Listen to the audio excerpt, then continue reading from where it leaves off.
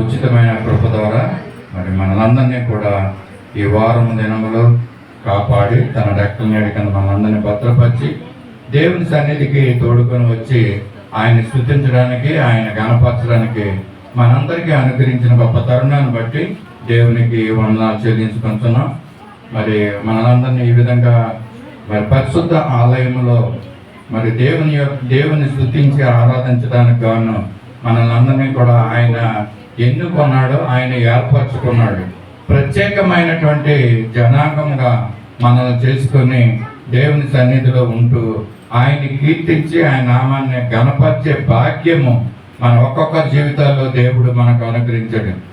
ఎంత గొప్ప ఇది భాగ్యం అండి, దేవుని సన్నిధిలో ఉంటూ మరి దేవుణ్ణి, నిజమైనటువంటి దేవుణ్ణి ఆరాధించడం, ఆయన గణపరచడం, ఇది నిజంగానే మన జీవితాల్లో మరి ఇది గొప్ప తరుణం అనేసి తెలియజేస్తున్నాను.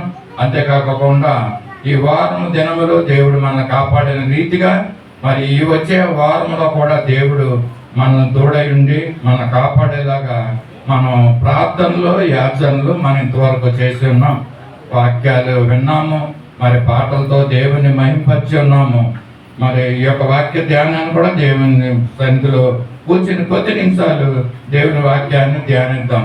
మరి ఎవరెవరికి ఏ విధమైనటువంటి మాటలు అవసరం నాకు తెలియదు, కానీ ఇక్కడ కూర్చున్న వారు అనేక మంది అనేకమైనటువంటి రకాలైనటువంటి మనుషులుగా ఇక్కడ ఉన్నప్పటికీ కూడా ప్రభువులో మనం ఒక్కరంగా ఉంటూ ఆయనలో బాప్తిసం తీసుకుని మరి ఆయన్ని స్తుతించే వారంగా, ఆయన ఆరాధించే వారంగా మనం ఉన్నాం. యేసు ప్రభుల వారిని నిజమైన దేవుడిగా అంగీకరించుకున్న వారు మనం కనుక ఆయన్ని స్తుతించడానికి దేవుడు ఇక్కడే కాకుండా అనేకమైన స్థలాల్లో ఆ యొక్క ఆరాధనలో ఉంటూ దేవుని యొక్క వాక్యాలు, మాటలు తెలియజేస్తున్నాడు. మనం చేయవలసిందల్లా ఏంటంటే మరి వింటున్న ఈ మాటలు మన హృదయాల్లో పని చేయాలి. కనీసం కొన్ని మాటలైనా ఆయా సంఘాల్లో దేవుని ఒక వాక్యాలు వింటూ ఉంటారు, కానీ వాక్యాన్ని వినితోటనే విడిచిపెడుతూ ఉంటారు.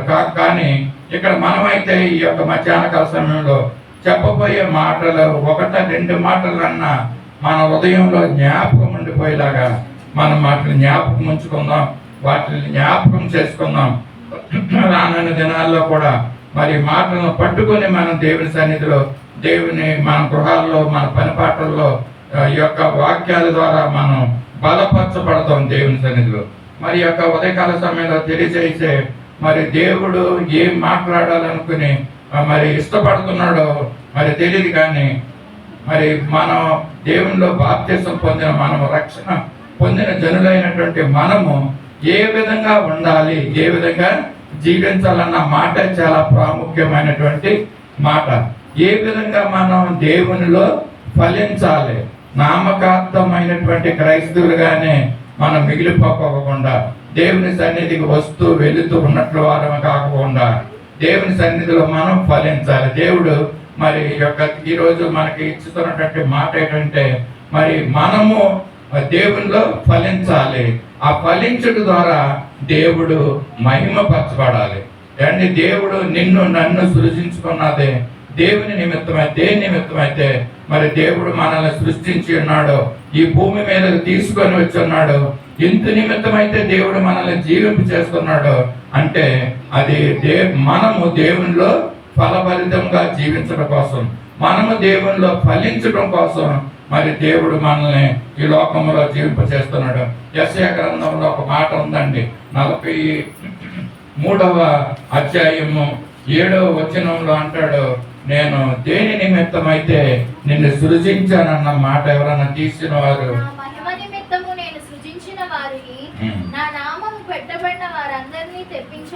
చాలండి. ఇది దేవుడు సృజించుకున్నది దేని నిమిత్తం అంటే దేవుడు నిర్మించుకుని దేవుడు జన్మనిచ్చింది నీకు నాకు దేని నిమిత్తం అంటే దేవుడు కేవలము మహిమపరచబడడానికి మరి దేవుడు మనుషుల్ని సృజించి ఉన్నాడంట. ఆది కాండంలో కూడా ఒక మాట చూస్తూ ఉంటాము, 1వ అధ్యాయము 28వ వచనంలో మరి ఆదాము అవ్వల్ని దేవుడు సృష్టించినప్పుడు దేవుడు ఏం మాట్లాడతారంటే 1వ అధ్యాయం 28వ వచనంలో చూద్దాం ఒక మాట, ఎట్లనగా మీరు ఫలించి అభివృద్ధి పొంది విస్తరించి భూమిని నిండించి దానిని లోపరుచుకున్నది. చాలండి. ఇక్కడ ఏం చెప్తుందంటే, దేవుడు ఆదాము అవ్వనే సృజించిన తర్వాత ఏం చెప్తుందంటే, మీరు ఫలించమంటున్నాడు, అభివృద్ధి పొందమంటున్నాడు, విస్తరించి భూమిని నిండించి దానిని లోపరుచుకోమన్నాడు. దీంట్లో ప్రాముఖ్యమైన మాట ఏంటంటే, వారిని ఆశీర్వదించాడు. ఏ విధంగా ఆశీర్వదించాడంటే, మరి ఆదాము అవ్వల్ని మీరు ఫలించమంటున్నాడండి. అంటే మన దేవుడు ఈ లోకంలో మనల్ని సృజించింది మనము ఫలించడానికి దేవుడు సృజించాడు. మరి ఎందు నిమిత్తం అయితే మనల్ని ఫలించమంటున్నాడంటే అది దేవుని యొక్క మహిమ నిమిత్తమై దేవుడు మనల్ని మరి ఫలించమన్నట్టుగా మనం ఇక్కడ చూస్తూ ఉంటున్నాం. మరి అయితే సత్య సువార్త సహవాసంలో మరి క్రమంగా వస్తున్న మనం, దేవుని సేవిస్తున్న మనం, యేసు ప్రభు యొక్క బిడ్డలుగా మన ఈ లోకంలో జీవిస్తున్న మనం ఏ విధంగా మనం జీవిస్తున్నాము, మన జీవితాలు ఏ విధంగా ఉన్నాయి, మన ఫలించే జీవితాలు మనం జీవిస్తున్నామా, దేవునికి మహిమకరంగా మనం జీవిస్తున్నామా లేదన్నది మనం ఒకసారి ఆలోచించుకోవాలి. ప్రభులో ఉన్న మనము, మరి ఈ లోకంలో జీవిస్తున్న మనము అనేకమైనటువంటి పరిస్థితులు మనకి ఎదురవుతూ ఉంటాయండి. అనేకమైన పరిస్థితులు ఎదురవుతున్నప్పుడు ఆయా సందర్భాల్లో మనం ఉంటున్నప్పుడు కూడా మన ఆత్మీయ జీవితానికి మరి ఏమాత్రము కూడా మరి దెబ్బ కలగకోకుండా దేవుణ్ణి మనం కలిగి ఉండి ఆత్మీయ జీవితాన్ని మనం కాపాడుకుంటూ ఈ లోకంలో మనం జీవించాలి. ఇక్కడ ఫలించడం గురించి కూడా మనం చూస్తున్నాం. సైమల్టేనియస్ గా మన ఫలించడము, అలాగే మన ఫలం ద్వారా దేవుణ్ణి మహిమపరచడం అన్న విషయాన్ని మనం నేర్చుకుంటున్నాం. ఆత్మీయంగా, భౌతికంగా మనం ఫలించాలండి. ఈ లోకంలో దేవుడు కోరుకుంటున్నాడు. మన భౌతికమైనటువంటి ఆశీర్వాదాలు దేవుడు మనకిస్తున్నాడు, ఫలించినట్టుగా చేస్తున్నాడు. అంతేకాకుండా ఆత్మీయంగా మన ఫలించమనేసి ఇక్కడ మనకి దేవుడు మనకి చెప్తున్నాడు. మరి ఫలభరితంగా మనం ఉండమనేసి దేవుడు కోరుకుంటున్నాడు, ఆయన ఆశపడుతున్నాడు. మనం ఏ విధంగా జీవిస్తున్నాం, మన జీవితాన్ని ఏ విధంగా ముందుకు నడిపించుకుంటున్నామో మనకైతే తెలుసు. చాలా మంది వారి జీవితాన్ని పరీక్షించుకుని వారి ఆత్మీయ జీవితం ఏ విధంగా ఉంటుందో వారు పరీక్షించుకుంటూ మరి ఆత్మీయంగా ఫలిస్తూ ముందుకు వెళ్తున్నారు. కొంతమంది అయితే ఈ లోకంలో ఉన్నటువంటి ఐహిక విచారాలను బట్టి అనేకమైనటువంటి పరిస్థితులను కొని తెచ్చుకుని మరి ఆత్మీయంగా మరి జీవించలేని పరిస్థితులు కొంతమంది ఉంటున్నారు. ఫలించలేనటువంటి జీవితాలు కొంతమంది ఉంటున్నారు. కనుక దేవుడు మనకు చెప్తున్నాడు, మన ఫలభరితంగా ఈ లోకంలో జీవించమని చెప్తున్నాడు. ఈ యొక్క రోజు అంశం ఏంటంటే, దేవునిలో మనం ఫలించాలి, తద్వారా దేవుడు మహిమ పొందాలి. మరి యెషయా గ్రంథంలో మన వాక్యం చూసాము, మరి మనల్ని సృష్టించింది మరి దేవుడు మహిమ పరచడానికి, మనం సృష్టించింది మన జీవింప చేస్తున్నది మరి ఆయన మహిమ పరచడానికి. ఒకవేళ మన యొక్క మాటల ద్వారా, మన క్రియల ద్వారా, మన యొక్క ప్రవర్తన ద్వారా దేవునికి మరి మహిమ లేకుండా మనం జీవిస్తున్నామేమో, ఆయన దుఃఖపరిచే విధంగా, ఆయన ఆయాసపరిచే విధంగా మనం జీవిస్తున్నామేమో, మధ్యాహ్నకాల సమయంలో మనం ఒకసారి పరీక్షించుకోవాలి. మన జీవితాలు ఏ విధంగా ఉన్నాయో మనం ఒకసారి పరీక్షించుకుందాం. దేవుడు చెప్తున్నాడు, దేవుడు ఆశపడుతున్నాడు, ఆయన మనం సృష్టించింది మనం ఫలించమంటున్నాడు, తద్వారా నాకు మహిమ వస్తుందనేసి మిమ్మల్ని సృష్టించానన్న విషయం కూడా దేవుడు మనకి తెలియజేస్తున్నాడు.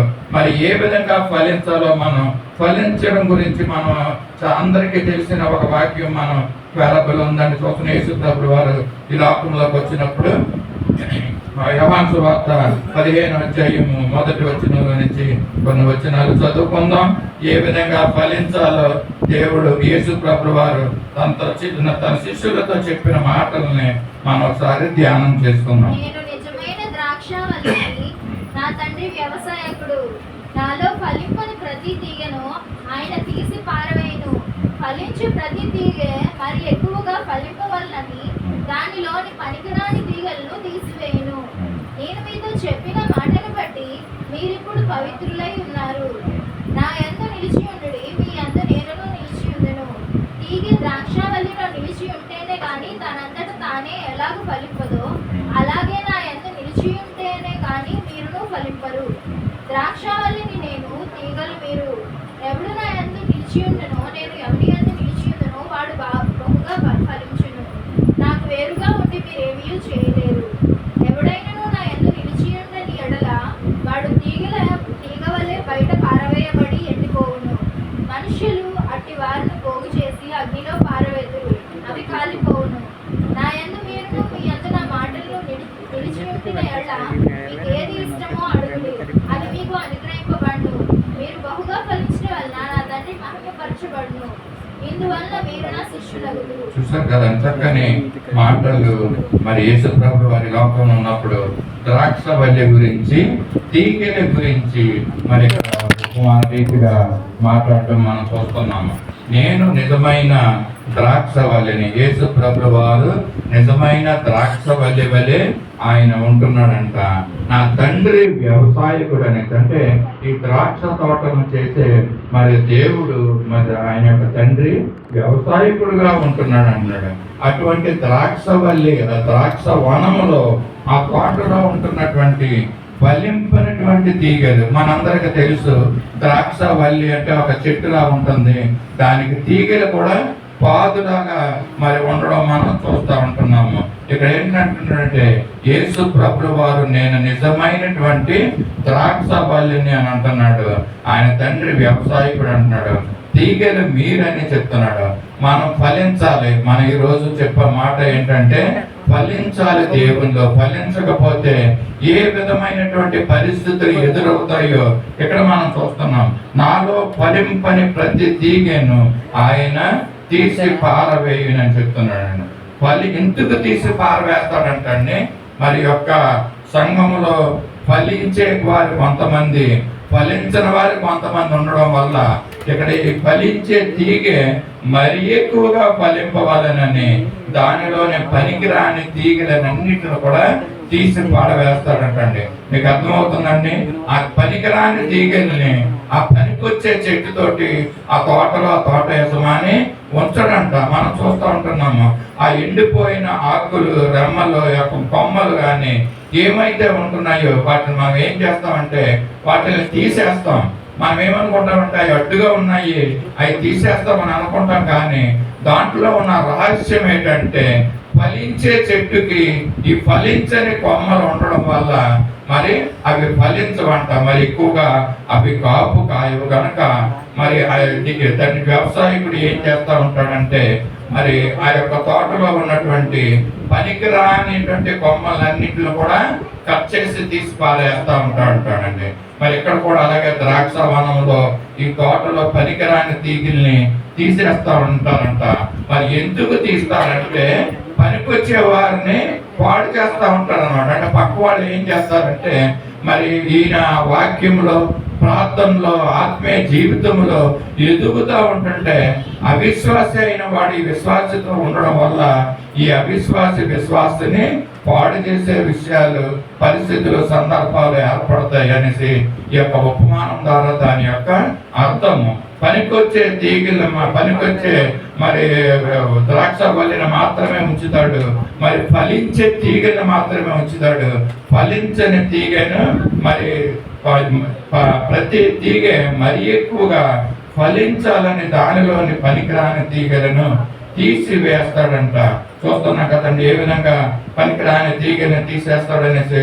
ఆ తీసేసే దాంట్లో అర్థం ఏముందంటే ఫలించేవాడు మరి ఎక్కువగా ఫలించడానికి, విశ్వాసి అయిన వాడు మరి ఎక్కువ అయినటువంటి విశ్వాస జీవితం గడపాలంటే విశ్వాసము లేని వారితోటి సాంగత్యము చేయకూడదు అనేసి దీని అర్థం.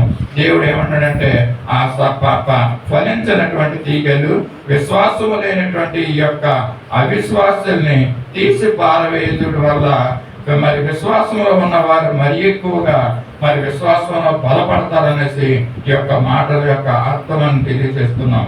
4వ వచనంలో చెప్తున్నాడు, నా యందు నిలిచియుండుడి, మీ యందు నేనను నిలిచియుందును. తీగ ద్రాక్షవల్లిలో నిలిచి ఉంటేనే గాని తనంతట తానే ఎలాగూ ఫలింపదో అలాగే నా యందు నిలిచి ఉంటేనే గాని మీరు ఫలింపరనేసి ఈ యొక్క మాటలు చెప్తున్నారు. ద్రాక్షవల్లి గురించి, తీగల గురించి చెప్తున్నాడు అన్నమాట. మీరు ద్రాక్షవల్లిలో తీగ నిలిచి ఉండాలి. ఎంతమందికి మాటలు అర్థమవుతున్నాయో తెలియదు కానీ ద్రాక్షవల్లిలో తీగ నిలిచి ఉంటేనే అది ఫలిస్తుంది, అది పచ్చదనంగా ఉంటుంది, అది పెరుగుతుంది. మరి ద్రాక్షవల్లి ద్వారానే మరి ఆ తీగ ఆహారం తీసుకుని మరి యొక్క నీరుని తీసుకుని ఆ ద్రాక్ష తీగ ఫలిస్తుంది. కనుక ద్రాక్షవల్లిలో తీగ నిలిచి ఉండడం అన్నది చాలా అవసరము. విశ్వాసులైన వారు యేసు ప్రభువులో నిలిచి ఉండాలి. నేను నిజమైన ద్రాక్షవల్లినని మరి యేసు ప్రభువు వారు చెప్తున్నారు. మన ఆత్మీయ జీవితము ఫలించాలంటే మరి ద్రాక్షవల్లి లాంటి యేసు ప్రభువు వారిని మనం అంటు కట్టబడి మనతో ఆయనలో ఉండి జీవిస్తేనే మనం ఫలిస్తాము. ఆయనలో నిలిచి ఉండమంటున్నాడంటండి. ఈరోజు ఉదయం వచ్చేటప్పుడు సండే స్కూల్లో ఇదే మాట చెప్తున్నారు. ఆయనలో నిలిచి ఉండవలసిన మాట ఇక్కడ మరి పిల్లలకి తెలియజేయడం జరుగుతుందండి. ఇక్కడ కూడా అదే మాట చెప్తున్నాడు. తీగే ద్రాక్షవల్లిలో నిలిచి ఉంటేనే కానీ తనంతట తానే మరి ఎలాగ ఫలింపదో మరి అలాగే నాయందు మీరు నిలిచి ఉంటేనే కానీ మీరు ఫలించరు. మనం ఏం చేస్తూ ఉంటామంటే దేవునిలో దేవుని యొక్క సహాయము, దేవుణ్ణి మరి ఆయన్ని మన హృదయంలోకి ఆహ్వానించడం ఒక రోజు కాదు, 2 రోజులు కాదు, కానీ అది నిత్యము దేవుణ్ణి మనం ఆహ్వానిస్తూ ఆయన మన హృదయంలో నిలిచి ఉండేలాగా మనం చేయాలండి. ఆయన మనలో నిలిచి ఉంటే మనం ఫలిస్తామంట. లేకపోతే మరి మనం ఫలించమనేసి ఈ యొక్క ఉపమానం యొక్క అర్థము తెలియజేస్తున్నాను. మరి తీగలు ఏ విధంగా అయితే ద్రాక్షవల్లిలో నిలిచి ఉండి ఫలిస్తాయో మనం కూడా అట్టి రీతిగా యేసు ప్రభులో ఉండి మనం ఫలించాలి. మనం వేరుగా ఉండి మనంతటా మనమే ఏదో చేసేద్దాం, ఏదో చెందుదాం, ఈ లోకంలో దేన్నో సాధిద్దాం అనేసి మనం అనుకుంటా ఉంటాం. కానీ నీకు దేవుని సహాయం లేకపోకుండా నువ్వు ముందుకు వెళ్ళడం చాలా కష్టమైన పని. ఒకవేళ తాత్కాలికంగా నీకు ఏదన్నా ఒకవేళ మరి ధనం పెరగవచ్చు, పేరు ప్రఖ్యాతులు పెరగచ్చేమో, కానీ అది శాశ్వతమైనదైతే మాత్రము కాదు.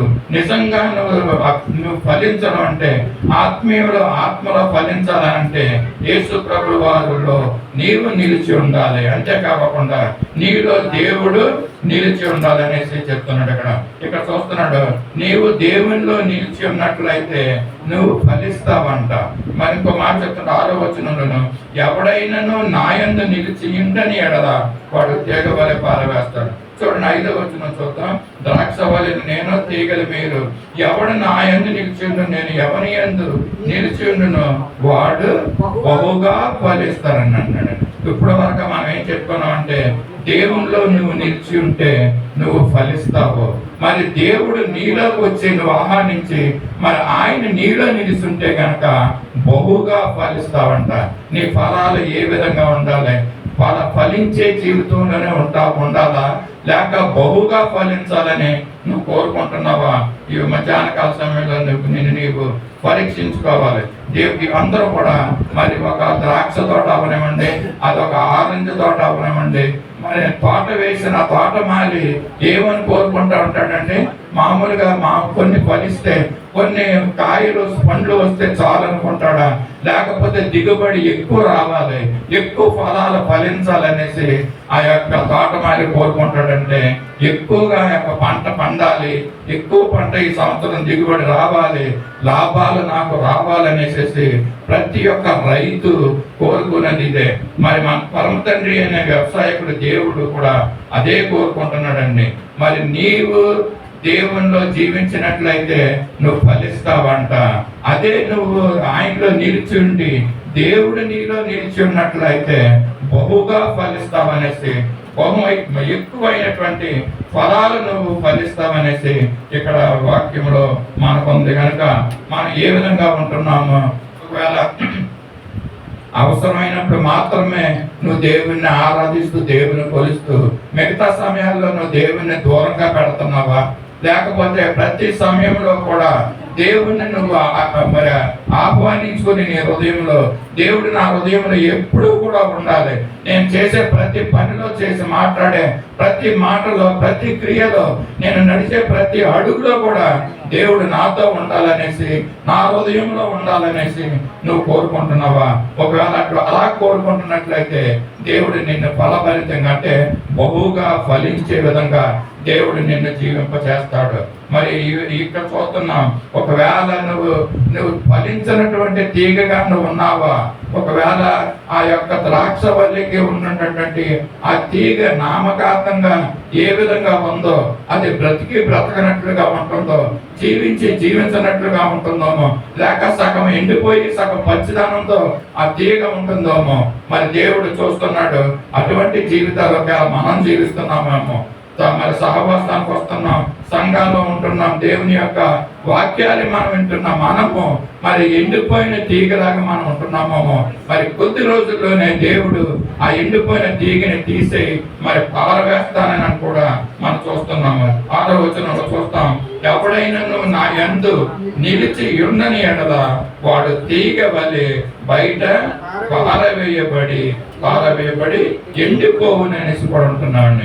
ఏమంటే ఈ తీగల్ని మరి ఫలించినటువంటి తీగ, ఒకవేళ పైకి నువ్వు బాగానే ఉంటావు, పైకి నువ్వు మంచి వస్త్రాలే వేసుకుని ఉంటావు, నా జీవితం బాగుందలే అనేసి నిన్ను మభ్య పెట్టుకుంటున్నావేమో. ఒకవేళ నువ్వు చూసుకో, దేవుడు చూస్తున్నాడు, నీ అంతరంగంలో దేవుడు చూస్తున్నాడు, పరీక్షిస్తున్నాడు. ఒకవేళ మరి చెట్టుకున్నటువంటి తీగలాగా నువ్వు ఉన్నావేమో, మరి ఎండిపోయే స్థితిలోకి నువ్వు వెళ్ళిపోతున్నావేమో. ఒకసారి నువ్వు పరీక్షించుకో, నీ ఆత్మీయ జీవితం ఏ విధంగా ఉంది. ఒకవేళ శారీరకంగా నువ్వు చాలా బలంగా ఉన్నావేమో, నువ్వు ఆరోగ్యంగా ఉన్నావేమో, కానీ ఆత్మీయ జీవితం ఏ విధంగా ఉందో నువ్వు చూసుకోవాలి, నిన్ను నువ్వు పరీక్షించుకోవాలి. దేవుడు చెప్తున్నాడు, నా యందు నిలిచి ఉండని ఎడల, అంటే దేవుణ్ణి కనుక నువ్వు ఆరాధించకపోయినట్లయితే, దేవుణ్ణి కనుక నీ హృదయంలో ఎల్లప్పుడూ నివాసం చేయకోకుండా నువ్వు నీ పరిస్థితులు ఒకవేళ అడ్డు వస్తున్నట్లయితే, ఇదిగో ఈ యొక్క ద్రాక్షవనంలోని ఎండిపోయిన తీగని ఏ విధంగా తీసి పాడవేస్తాడో ఆ విధంగా నిన్ను కూడా ఆయన మరి పారవేసే మరి అటువంటి పరిస్థితులు ఎదురవుతాయనేసి ఇక్కడ తెలియజేస్తున్నాడు. తీగల్ని మనకు సాదృశ్యంగా ఇక్కడ ఉంటున్నాడు. మరి ఎవడైనా ఆయన నిలిచి ఉన్న ఎడల వాడు తీగ వలె బయట పారవేయబడి ఎండిపోతాడు. ఎండిపోయిన తర్వాత ఏం జరుగుతున్నాయి అంటే, మనుషులు అట్టి వాటిని పోగు చేసి అగ్నిలో పారవేతులనేసి మాటలు మనం చూస్తున్నామండి. అంటే ఎండిపోయిన తీగల్ని, ఎండిపోయిన ఆకుల్ని, ఎండిపోయిన బొమ్మల్ని మనం ఏం చేస్తామంటే చెట్టు నుంచి వేరు చేస్తాము. ఎందుకు వేరు చేస్తామంటే, it is not only for cleanness. దానికి దేని గురించి మనం చేస్తామంటే, అది ఫలించే మొక్కలకి ఇవి అడ్డు రాకుండా ఉండాలనేసి, అవి ఫలించేవి మరి ఎక్కువగా ఫలించాలి. మరి పరలోక రాజ్యం కోసం వాడు మరి ప్రయాసపడుతున్నారు. కాబట్టి ఈ ఎండిపోయినటువంటి జీవితాలు మన జీవితాలని మరి అడ్డు రాకుండా ఉండాలనేసి మరి అటువంటి వారిని అందరినీ కూడా దేవుడు తప్పిస్తున్నాడు. వాటి ఏం చేస్తానంటే, వాటిని పోగు చేసి అగ్నిలో పారవేస్తారనంటే, అగ్ని వారికి మరి వారికి దారి అనేసి ఉన్నట్టుగా ఇక్కడ తెలియజేస్తున్నాం. వారి అంతము అగ్ని అనేసి తెలియజేస్తున్నాం. 7వ వచనం చూద్దాం, నా యందు మీరును మీ యందు నా మాటలను నిలిచి ఉండని ఎడల, నిలిచి ఉండిన ఎడల మీకేది ఇష్టమో అడుగుడి, అది మీకు అనుగ్రహింపబడినని చెప్తున్నాడని. అండి, ఎవరైతే ఫలిస్తున్నారో ఆత్మలో, మరి ఆ పచ్చదనము కలిగి మరి జీవిస్తున్నారో, ఆత్మీయ ఫలాలు ఫలిస్తున్నారో, అటువంటి వారికి దేవుడు ఏం చెప్తున్నాడంటే, ఫలించిన వారిని ఏం చేస్తున్నాడంటే తీసి పారవేసి అగ్నిలో వారిని పడవేస్తున్నాడు. మరి దేవుల్లో ఫలించే వారిని ఏం చేస్తున్నాడంటే, నా యందు మీరును మీ యందు నా మాటలు నిలిచి ఉండనెడల మీరు ఏది మీకు ఇష్టమో అడుగుడు అని అంటున్నాడు. అంటే దేవునిలో మరి ఉన్న వారిని తోటే దేవుడు ఈ విధంగా మాట్లాడుతున్నాడు. మీకు ఏది ఇష్టమో, మీకు ఏది అవసరమో అడగండి, మీ అవసరాలు నేను తీరుస్తాను అని అంటున్నాడు.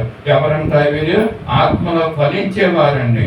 ఫలించేవారితోటి దేవుడు వాగ్దానం చేస్తున్నాడు, మీకు అవసరమైంది మీరు నన్ను అడిగితే నేను మీకు దయచేస్తాను, నా మాటలు నీ యందు నిలిచి ఉంటాను. ఇందాక మనం మాట్లాడుకున్నాం, ఆయన యందు నిలిచి ఉండమనేసి చెప్తున్నాడు. ఏంటంటే ఆయన యందు నిలిచి ఉండడం అంటే ఆయన మాటలు మన హృదయంలో నిలిచి ఉండాలంటే ఎల్లప్పుడూ కూడా ఆయన వాక్య స్వరూపముగా ఉంటున్న దేవుడు కనుక మరి ఆ యొక్క వాక్యాన్ని మన హృదయంలో మరి భద్రపరచుకోవాలి. వాక్యం ద్వారా మనము మన జీవితాన్ని నడిపించుకోవాలనేసి ఈ యొక్క ద్రాక్షవల్లి ఉపమానం ద్వారా దేవుడు మనకు తెలియజేస్తున్నాడు.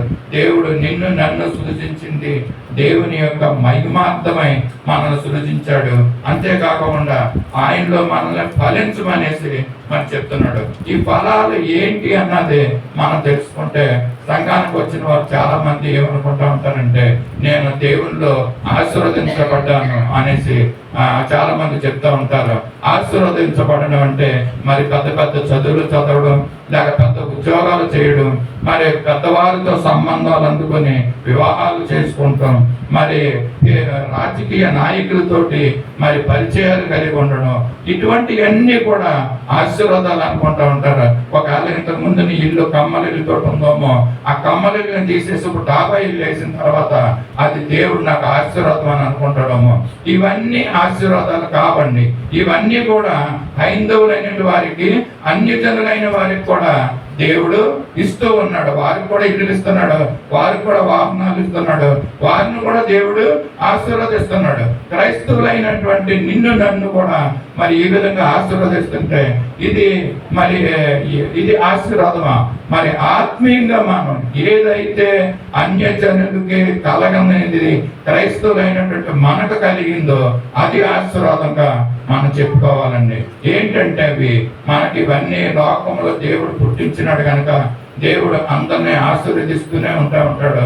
మరి దేవుడు ఎందుకంటే ఆయన కరుణామయుడు, మరి కృప చూపే దేవుడు కనుక తరతరాలకి దేవుడు కృప చూపే ఆ దేవుడు మరి అందరికీ కూడా ఆహారాన్ని అనుగ్రహించి అందరినీ పోషిస్తున్న దేవుడు, అందరినీ ఆశీర్వదించే దేవుడు నిన్ను నన్ను కూడా ఆశీర్వదిస్తున్నాడు. అయితే హైందవులైన ప్రజల్ని ఆశీర్వదించే రీతిగా కాకుండా ఏంటి మన జీవితంలో చెప్పుకోదగ్గ విషయాలు ఏంటి?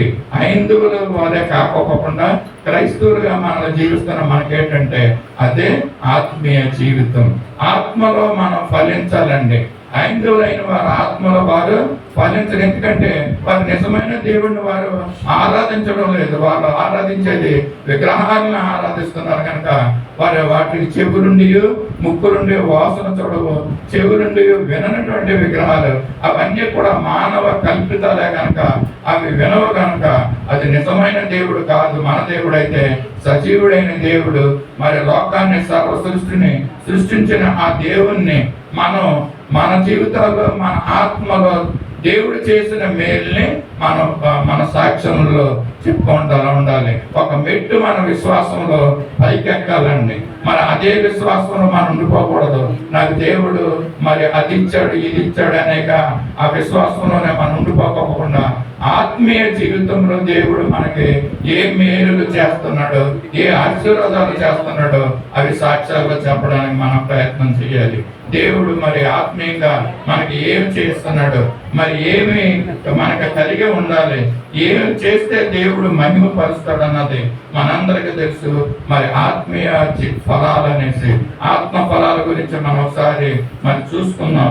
మరి అందరికీ తెలుసు పరిశుద్ధ గ్రంథంలో ఆత్మ ఫలాల గురించి ఎక్కడ ఉందండి? గలతీ 5వ అందరికీ తెలిసినవి. గలతీ 5వ అధ్యాయంలో మరి 22వ వచనం నుంచి ఈ యొక్క ఆత్మ ఫలాలు ఉన్నాయి. మరి ఆత్మీయంగా మనం ఏ విధంగా ఫలించాలో మరి ఈ ఆత్మ ఫలాల ద్వారా మనం నేర్చుకుందాం. అయితే ఆత్మఫలం ఏమనగా ప్రేమ, సంతోషము, సమాధానము, దీర్ఘశాంతము, దయాళుత్వము, మంచితనము, విశ్వాసము, సాత్వికము, ఆశానిగ్రహము. ఆత్మ ఫలాల గురించి మనం చదువుకున్నామండి. ఇక్కడ ఒక నారింజ పండులో మరి 9 కొనలు ఉన్నట్టుగా ఇక్కడ 9 మరి ఆత్మీయ ఫలాలని మనం ఇక్కడ చూస్తున్నాం. మరి ఇక్కడ ఏముందంటే మొట్టమొదటిగా ప్రేమ గురించి ఉంది మనందరికీ. మరి ఆత్మలో మనం ఫలించాలి అంటే దేవుడు మన ద్వారా మహిమపరచబడాలి అంటే మన హృదయంలో ఏ ఉండాలంటే ప్రేమ ఉండాలండి. ప్రేమ లేకోకుండా మరి దేవుణ్ణి మహింపరచడం చాలా కష్టమైన విషయమే.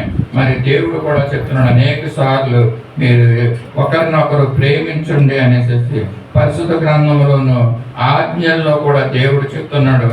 ప్రేమ కలిగి మనం జీవించాలి. మరి ఆయన మహిమార్థమై మనం జీవించాలి. దేవుని మందిరానికి వెళ్ళి వచ్చడం రావటం వలన మరి దేవుడు సంతోషించడు. కానీ దేవుడు మనలో ఒకవేళ ప్రేమ ఉన్నట్లయితే, ఆ ప్రేమని ఇతరులకు పంచుతున్నట్లయితే దేవుడు మహిమపరచబడతాడనేసి మరి యొక్క మాట ద్వారా చూస్తున్నాం. అలాగే సంతోషము, ఎప్పుడూ కూడా మనము సంతోషంతో మనం జీవించాలి. మనం ఇతరులను ఎవరినన్నా చూసినప్పుడు సాధారణంగా ఒక స్త్రీ ఇంకొక స్త్రీని చూసినప్పుడు నాకు ఆ సంతోషం కలిగింది, ఈ సంతోషం కలిగింది అని చెప్పగానే వారికి ఉన్నటువంటి బాధలు, ఎక్కడ లేని బాధలు బయటకు వచ్చి నాకు ఇలాగుంది, నాకు ఆ విధమైనటువంటి బాధ కలిగింది, నా కుటుంబంలో ఈ విధమైనటువంటి దుఃఖం కలిగింది అని ఇలాగ ఒకరికొకరు చెప్పుకుంటూ ఉంటాడు. మరి అపోస్తులైన పౌలు ఏం చెప్తున్నాడంటే, అనేకమైన కష్టాల్లో ఉన్నప్పుడు కూడా మీరు ఎల్లప్పుడూ ప్రభువునందు ఆనందించమంటున్నాడు.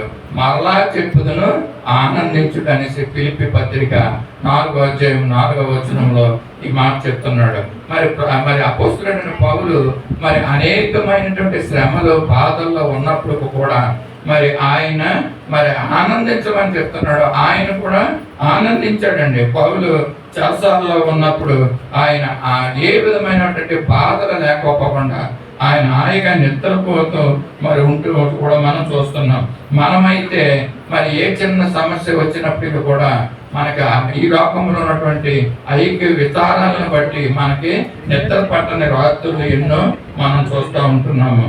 మరి ఈ విధంగా మనం సంతోషంతో ఏ విధంగా ఉండాలో దేవుని ఒక వాక్యము చెప్తా ఉంటుంది. దేవుని కలిగిన వారంగా మనం ఉంటున్నప్పుడు అనేకమైనటువంటి ప్రతికూల పరిస్థితులు, ఆయా సందర్భాలు మనకు వస్తున్నప్పుడు కూడా మన దేవునిలో సంతోషంగా ఉండాలి. అపోస్తులుడైన పౌలు మరి ఈ మాటను చాలా బాగా చెప్తాను. ఇంకొక మరి గ్రంథంలో ఏమంటాడంటే, అపోస్తుల కార్యాలు 16వ అధ్యాయంలో మనం ఒక మాట చూస్తాం.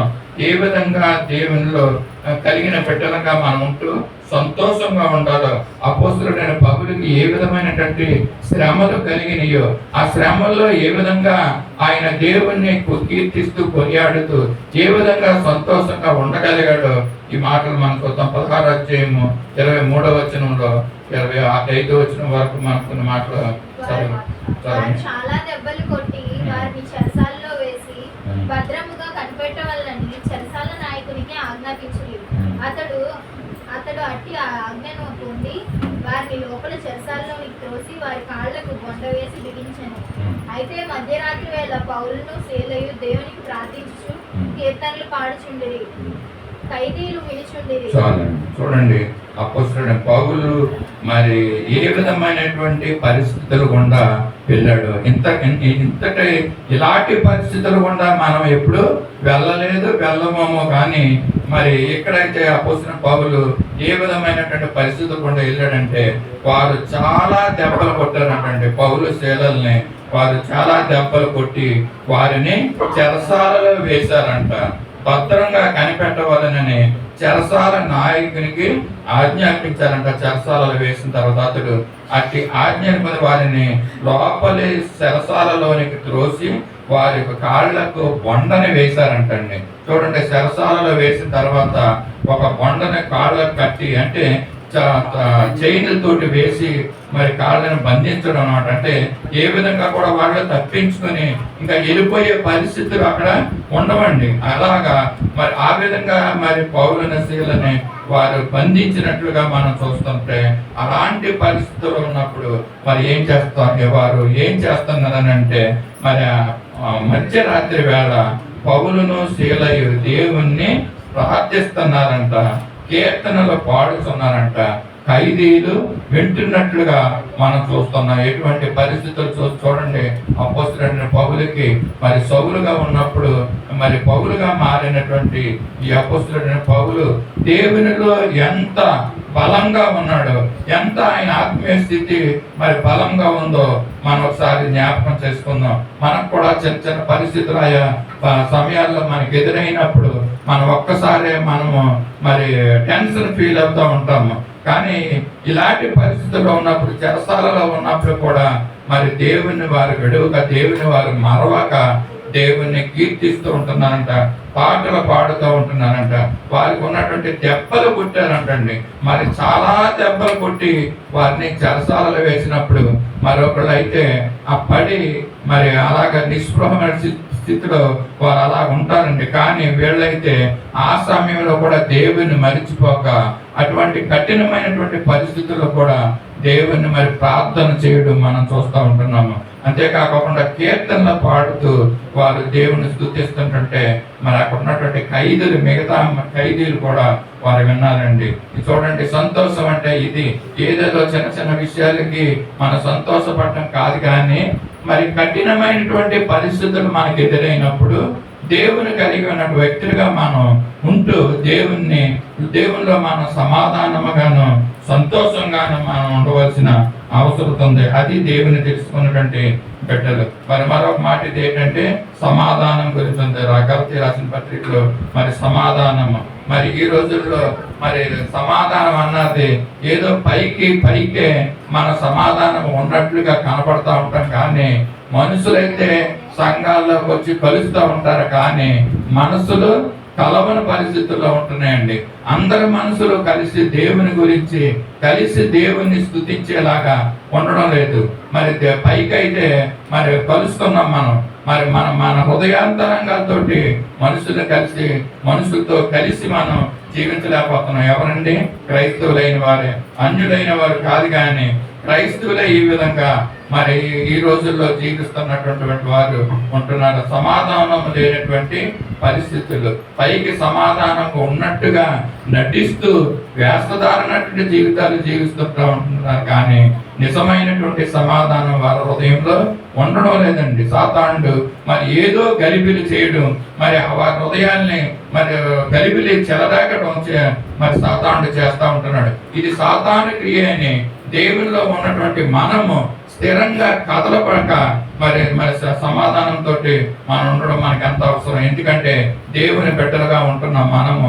దేవుడు పైనుంచి పరీక్షించి చూస్తున్నాడండి, నీ అంతరంగాన్ని చూస్తున్నాడు. నువ్వు ఏ విధమైనటువంటి వేషధారణతో నువ్వు మాట్లాడుతున్నావో, ఏ విధమైనటువంటి వేషధారణతో నువ్వు జీవిస్తున్నావో దేవుడు చూస్తున్నాడు. మనుషులైతే నువ్వు మభ్య పెట్టచ్చు, కానీ నువ్వు దేవుని మభ్య పెట్టలేవు. పరిశుద్ధాత్మని మరి దుఃఖపరచుకోకుండా మరి పరిశుద్ధులుగా ఈ లోకంలో మనం జీవించాలి. దేవుని బిడ్డలుగా పేరు పెట్టుకుని క్రైస్తవులుగా జీవిస్తున్నట్టు మరి అపోస్తలుడైన పౌలు అంటాడు, సఖ్యమైతే అందరితోటి కూడా మీరు సమాధానము కలిగి ఉండమని అంటున్నాడు. మరి ఇది సఖ్యమైతే నిజంగానే ఇది సాధ్యం కాదా?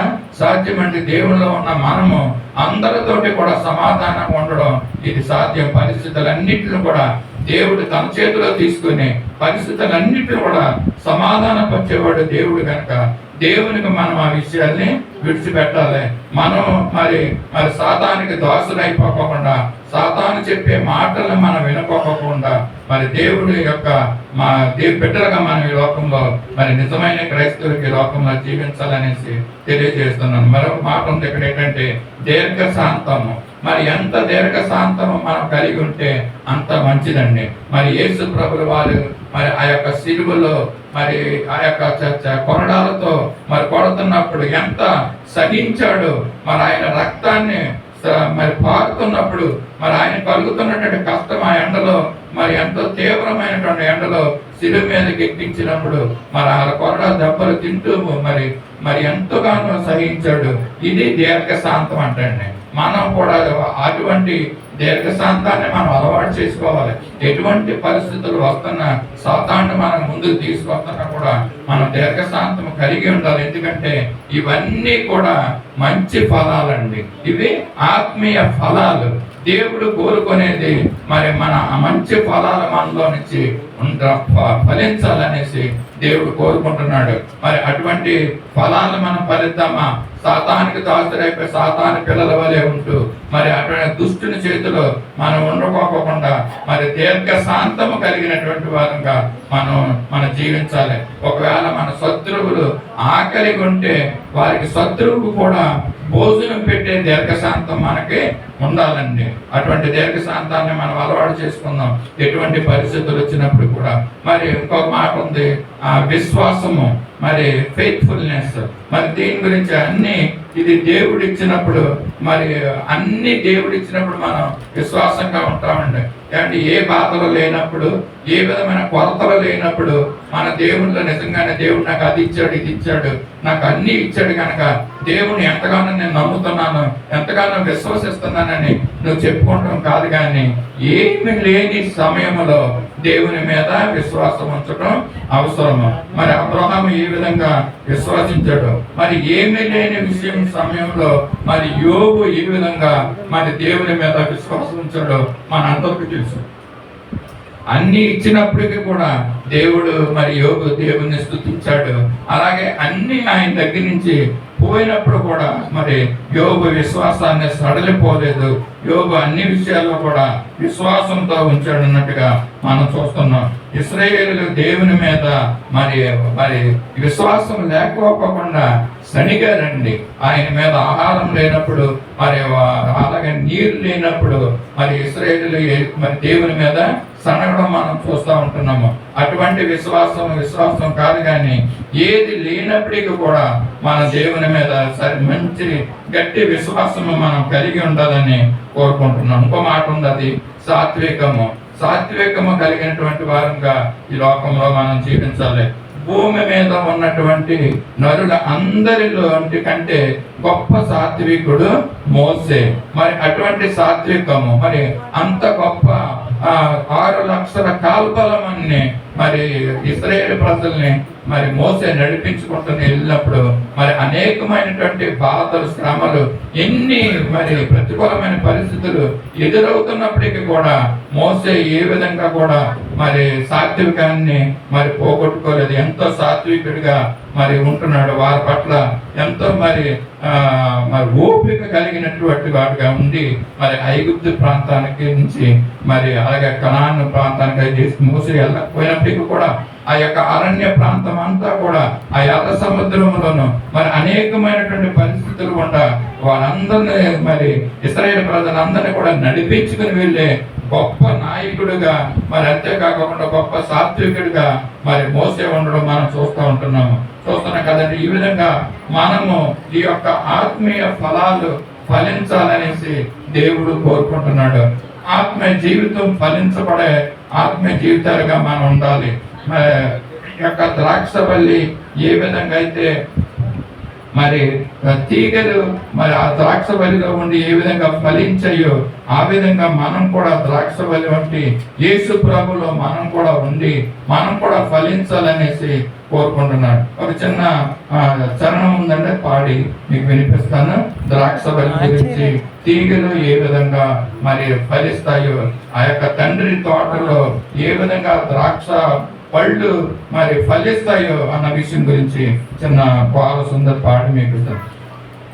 ద్రాక్షవల్లివి నీవైతే తీగెలానే ఎదిగి తిని తండ్రి తోటలో వేలాడబడి ఎంత ధన్యత. ద్రాక్షవల్లివి నీవైతే తీగెలానే ఎదిగి తిని తండ్రి తోటలో వేలాడబడి తిని ఎంత ధన్యత. ద్రాక్షవల్లివి హల్లెలూయా. మరి ద్రాక్షవల్లిగా దేవుడు ఉంటున్నాడు. తీగిల్లా మనం ఉన్నాం. మరి తీగగా మనం నాటబడినట్లుగా మరి ద్రాక్ష ఫలాలు మంచి ఫలించినట్లుగా మనం ఇక్కడ ఉపమానం ద్వారా విన్నాము. ఆయనలో మనం ఎప్పుడు ఫలిస్తామంటే ఆయనలో మనం నిలిచి ఉండాలంటండి. మనం నిలిచి ఉంటున్నామా, ఏ విధంగా ఉంటున్నామో మనం ఒకసారి మనం పరీక్షించుకుందాం. ఈ మధ్యాహ్నకాల సమయంలో ఒకవేళ దేవునికి దూరస్తులుగా మనం ఉంటున్నాము ఆయా సందర్భాల్లో, ఆయా సమయాల్లో, మరి దేవునికి దూరంగా ఉండుకోకుండా మరి మనము దేవునిలో నిలిచి ఉండాలి. అలాగే దేవుడు మనలో నిలిచి ఉంటే మనం ఇంకా బహుగా ఫలిస్తామనేసి ఉంటున్నాయి. ఆత్మీయంగా ఈ విధంగా ఫలింత మనందరం కూడా ప్రేమ, సంతోషము, సమాధానం కలిగి ఉందాము, దీర్ఘశాంతము కలిగి ఉందాము. మన యొక్క మంచి ఆత్మ ఫలాలు మనం ఫలించి దేవునికి మహిమకరంగా ఈ లోకంలో జీవిస్తాం. మరి దేవుడు నిన్ను నన్ను సృష్టించింది, మళ్ళా చెప్తున్నాను, దేవుని యొక్క మహిమార్థమై మనల్ని సృజించాడంట. కనుక మనం ఆయన మహిమ తెచ్చే విధంగా ఈ లోకంలో మనం జీవించాలి. అటు రీతిగా మనం ఆత్మీయ ఫలాలు ఫలిస్తూ ఆయన మహిమ తెచ్చే విధంగా ఈ లోకంలో జీవిస్తూ మనం ముందుకు సాగుతామనేసి తెలియజేస్తూ ఈ మాటలు ముగిస్తున్నాను. దేవుడు ఈ యొక్క కొద్ది మాటలు మన వినికిడిలో ఆశీర్వాదకరంగా చేయును గాక. ఆమేన్. ప్రార్థన చేసుకుందాం. మహాపరిశుద్ధుడును సర్వశక్తి కృపానిధి కరుణా సంపన్న కృపగల మా దేవ, నీ పరిశుద్ధ పాదాలకు వేలాది వందనం, స్తుతులు, స్తోత్రాలు చెల్లించుకుంటున్నాం. ఈ మధ్యాహ్నకాల సమయంలో మా ప్రభా ఏ విధంగా నీలో ఫలించాలో, ఏ విధంగా నీకు మహిమ తేవాలో మాకు తెలియజేస్తారో నీకు స్తోత్రాలు చెల్లించుకుంటున్నాం. నీవు ద్రాక్షవల్లివి, నీవు వ్యవసాయకుడుగా ఉంటున్నావు తండ్రి. మా తండ్రి నీ రాకడలో మా ప్రభా వచ్చినప్పుడు మంచి ఫలాలు ఫలిస్తూ మరి ఈ లోకంలో నుంచి నీ దగ్గరికి మేము అందరం కూడా చేరి నేను స్తుతించేవారుగా మమ్మల్ని చేయమని కూడా అటు రీతిగా మా సంఘాన్ని సిద్ధపరచమని కూడా అడుగుతున్నాం. మీ స్తోత్రాలు గతించిన దినాలన్నింటిలో కూడా మాకు ఇచ్చిన ఐదో ప్రభా నెమ్మదిని బట్టి, సమాధానాన్ని బట్టి, ఆరోగ్యాన్ని బట్టి, సజీవ సంఖ్యలో నువ్వు ఉంచి మమ్మల్ని నడిపించుకుంటున్న విధానం బట్టి నీ స్తుతులు, స్తోత్రాలు చెల్లించుకుంటున్నాం. మా గొప్ప దేవాన్ని స్తోత్రాలు ఏమన్నారు, మా ఒక్కొక్క జీవితాల్లో నువ్వు చేసిన ఆశ్చర్యకరమైన మేలు, మహోపకారాలు అన్నింటిని బట్టి కూడా నీ కృతజ్ఞతాస్తుతులు, స్తోత్రాలు చెల్లించుకుంటున్నాం. నీ వాక్యాన్ని ఇచ్చి మమ్మల్ని బలపరుస్తూ, స్థిరపరుస్తూ ముందుకు నడిపిస్తున్న గొప్ప తండ్రి మీకు స్తోత్రాలు. సజీవుడైన దేవుడిగా మాకు ఉంటున్నంత కూడా మీకు ఉన్నాను. మా యొక్క ప్రార్థనలో, మా యొక్క మొరలో మీరు ఆలకిస్తూ మాకు సమాధానాన్ని అనుగ్రహిస్తున్న గొప్ప తండ్రి మీకు ఉన్నాను. రానన్ని దినాల్లో కూడా మా ప్రభా నీ కొరకే ఈ లోకంలో నిలబడి ఇదిగో ప్రభా అనేక మంది అన్యజనులకి ఇదిగో ప్రభా సాక్షులుగా, మాదిరికరంగా ఈ లోకంలో నిలబడి జీవించుట్లో సహాయం చేయమని కొడుతున్నాం. మంచి ద్రాక్షల వల్లే మేము ఫలించే జీవితాలు మాకు అనుగ్రహించమని కొడుతున్నాం. ఇదిగో ప్రభా విత్తబడిన ఈ యొక్క వాక్యం మా హృదయాల్లో ఫలభరితంగా చేయమని కొడుతున్నాం తండ్రి. ఇదిగో ప్రభా విన్నటువంటి వారి యొక్క హృదయాల్లో నీ మాటలు జ్ఞాపకం ఉన్నట్లో సహాయం చేయండి. ఆ మాటల ప్రకారంగా జీవించే కృపని మా అందరికీ దయచేయమని కొడుచు ఈ పొద్దునప్పుడు మా కొరకే తిరిగి రానున్నా నజరేయుడైన యేసయ్య పరిశుద్ధ నామములో అడిగి వేడుకొంచున్నాం తండ్రి. ఆమేన్. అందరూ లేచి నిలబడి పరలోక ప్రార్థన ఆశీర్వాదం తీసుకుందాం. పరలోకమున మా తండ్రి, నీ నామం పరిశుద్ధపరచుకుని గాక, నీ రాజ్యం వచ్చిన గాక, నీ చిత్తం పరలోకమున నెరవేర్చినట్లు భూమి ఎందుకు నెరవేరిన గాక. మాకు కావలసిన అందిన ఆహారం నేడు మాకు దయచేయండి. మా రుణస్తులను క్షమించిన ప్రకారం మరణము క్షమించండి. మమ్మల్ని శోధనలోకి తేక కీడు నుండి తప్పించండి. రాజ్యము, బలము, మహిమ నిరంతరము నీవన్నావు తండ్రి. ఆమేన్. తొట్టిల్లకుండా మనల్ని కాపాడుటకును, తన మహిమ ఎదుట ఆనందంతో మనలను నిర్దోషులుగా నిలవబెట్టుటకును, శక్తిగల మన రక్షకుడైన అద్వితీయ దేవునికి మన ప్రభువైన యేసుక్రీస్తు ద్వారా మహిమయు మహాత్యమును, ఆధిపత్యమును, అధికారమును యుగములకు పూర్వము ఇప్పుడును సర్వ యుగములకును కలుగును గాక. ఆమేన్.